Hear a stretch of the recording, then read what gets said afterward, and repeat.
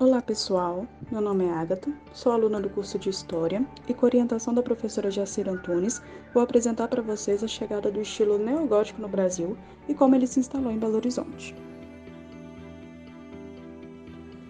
Antes de falar do Brasil, quero fazer uma breve apresentação do que foi esse estilo arquitetônico e as suas características. O estilo gótico se deu na Europa, na última fase da Idade Média, nos séculos XIII e XIV. Era um período de grandes transformações para a sociedade, principalmente no campo religioso. A arquitetura, marcada fortemente pelo teocentrismo, era uma das mais importantes dentro do estilo gótico, e seguiu-se num padrão até meados do século XV. Era atrelada também à pintura e à escultura, e também era conhecida como arquitetura das catedrais, principalmente por representar um dos maiores interesses daquele período, a fé religiosa. As maiores características da arquitetura gótica são as famosas abóbadas. São estruturas que suportam grande peso, permitindo assim que as laterais tivessem uma maior dimensão e possibilitando também uma estrutura mais alta. Os vitrais e os rosáceos marcavam um tema religioso na decoração. Os vidros também permitiam a entrada de luz nas catedrais. As gárgulas são estruturas situadas nas calhas e nos telhados, e geralmente são figuras animalescas, e tinham o intuito de alertar os fiéis sobre o mal que assombrava a humanidade. E além de grandes verticalidades, torres pontiagudas e um número muito grande de janelas.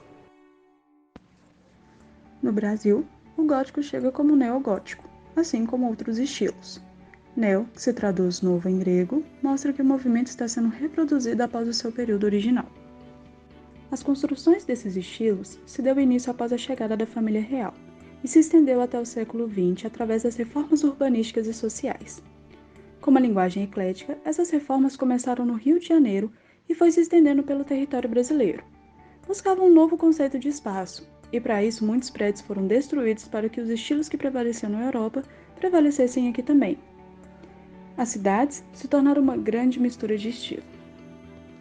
Como exemplo de igrejas com características neogóticas pelo Brasil, temos a Catedral de São Pedro de Alcântara, em Petrópolis, com a data do término da construção em 1925.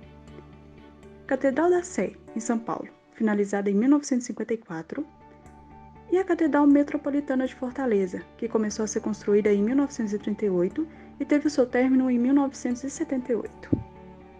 Em Minas Gerais, o impacto das reformas foi tão forte que impulsionou a troca da capital mineira.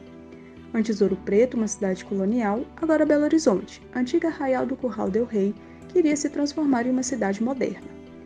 Foi planejada por uma comissão liderada por Arão Reis em 1894 e teve como inspiração as cidades de Paris e Washington. Assim como em outras cidades, muitos prédios da arquitetura rural e colonial foram destruídos para que os novos estilos se prevalecessem. Os prédios foram divididos em estilos, por exemplo, os prédios públicos seriam de estilo neoclássico e as igrejas neogóticas. E só após 33 anos do início dessas construções que o cenário arquitetônico belo-horizontino passou a mudar.